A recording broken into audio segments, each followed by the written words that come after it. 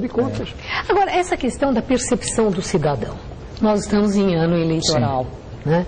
E um escândalo a mais, fica sempre aquela coisa e chegam os e-mails, a internet está mostrando a descrença do cidadão no homem público, bem reforçada, aquela tese que político é tudo igual, que é tudo ladrão, que só quer ir lá para resolver o seu problema, se locupletar. Quer dizer, as pessoas, e isso fica muito reforçado quando há o escândalo e que depois em nada resulta.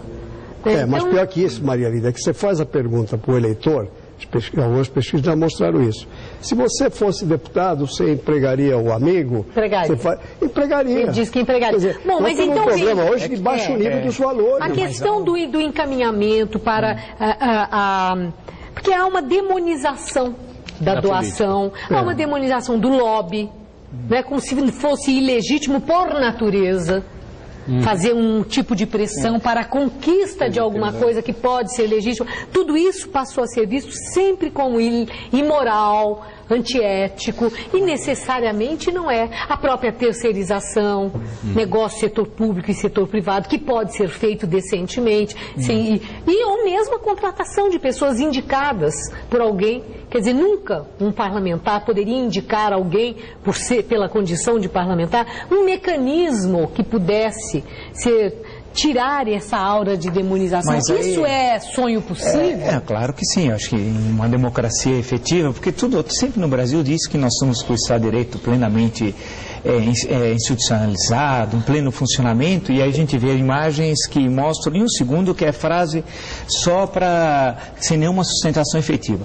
Se tivesse um Estado plenamente funcionando, o Arruda não faria o que fez e por aí vai, né? Então veja o seguinte, é uma tradição, acho, histórica vamos pegar em 1945 para cá, com a redemocratização e tal, de que política é sinônimo de roubo. Então tem vários políticos em estados importantes, não só, porque sempre quando fala em roubo, desvio de recursos, escolhe outros estados não São Paulo. Vamos pegar o caso de São Paulo.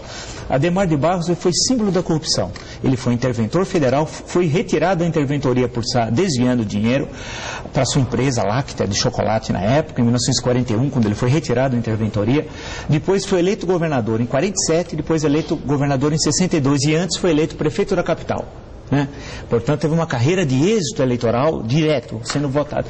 E criou-se aquela ideia do roubo a mais fácil, pelas obras que ele teria feito, Hospital das Clínicas, Viancheta e tal. Um outro político paulista muito conhecido, que está na ativa, é conhecido por essas práticas. E nunca foi condenado tal.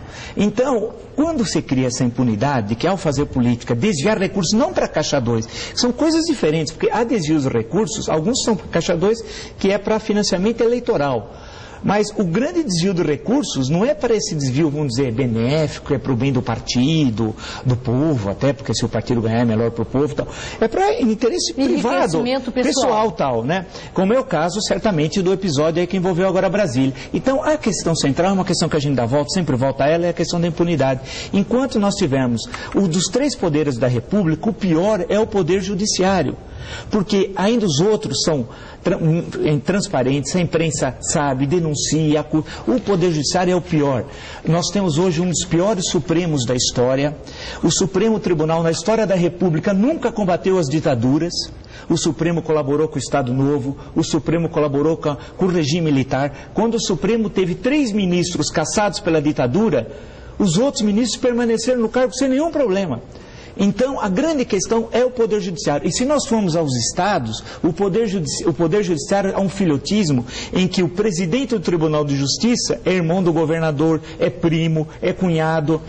Em suma, o Poder Judiciário é o grande causador da sucessão desses problemas. Porque se tivesse uma punição, imagina um político importante sendo punido, não só sendo preso, mas tendo os bens que ele adquiriu de forma ilícita e sabe-se quais. No caso do Arruda, ele comprou 6 salas num dia, 6 salas comerciais. Num dia só, saiu nos jornais, está no jornal O Globo. Né? Poxa vida, aquilo lá todo mundo, inclusive no nome da sogra, olha como ele é usado, no nome da sogra, uma delas até, e ficou elas por elas. Então, o problema é o Poder Judiciário. Quando nós tivermos um Poder Judiciário que cumpra a lei, que cumpra o que diz a Constituição, mas o Poder Judiciário, ele não toma a iniciativa.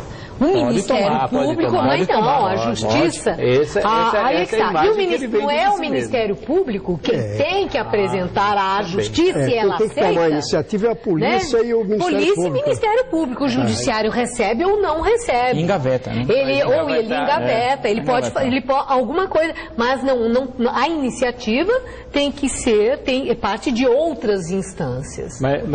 Então, não, como o senhor está falando, professor, só do Judiciário, nós temos aí também que lembrar a atuação do Ministério Público, que quando fica mais arrojado no sentido de contrariar interesses de poderosos, aí tem uma enxurrada de ações para cerceamento dessa instituição que existe para defender os interesses da sociedade. Claro.